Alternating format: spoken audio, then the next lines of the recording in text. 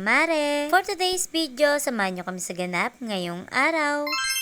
Ngayong araw nga mga mare ay day off ko at anong oras na nga rin kaming nagising dyan. Kaya naman ang pagkagising ko nga mga mare at eto, niligpit ko na nga muna itong hinigaan namin sa salas. Patugtog naman nga dyan si ate ng pang TikTok at ayan, sayaw ng sayaw.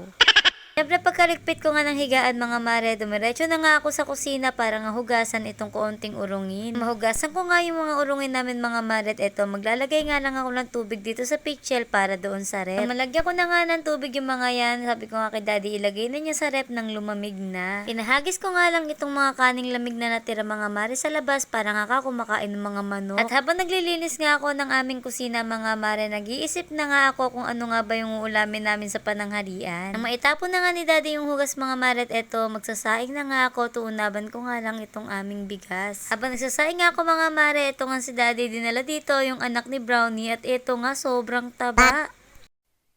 Nakakatuwa nga lang mga mare, pa nag-aanak si Brownie, meron nga nag-iisa na super taba. Yun nga lang, pag ganito kalalaki, super cute, pero pag lumaki na, naku po, nakakabuisit na.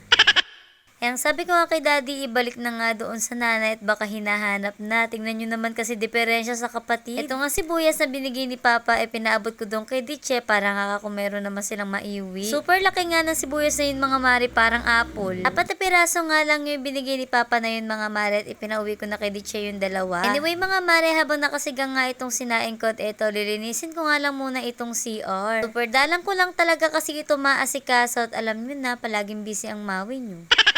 After ko nga maglinis ang CR mga mare at eto, itataob ko na nga yung mga inurungan ko kanina.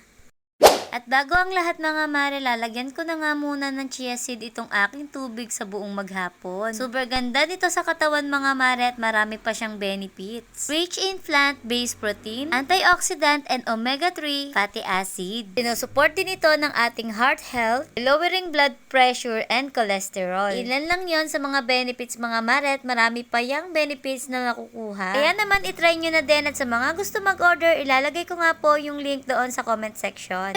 Mga gawain ko sa bahay mga mare at eto, naghilamos sa toothbrush at pag-i-skincare na nga ang mare nyo. Noon pa man ay ang daming nagtatanong sa akin na ano nga daw ba ang skincare ko. Dati nga mga mare, pinakita ko na rin yung skincare ko sa mga nakaraang vlog ko. At dahil may mga bagong followers tayo na nagtatanong, eto, ipapakita ko nga ulit sa inyo kung ano yun. Noon pa man mga mare, skin fantasy na talaga yung gamit ko. 220 pesos lang naman mga mare ang isang set na to. Ang paggamit ng rejuvenating set mga mare ay depende kung hihiyang sa inyo. Pipitinin ko nga muna kayo sa vlog na to at meron pa tayong part 2.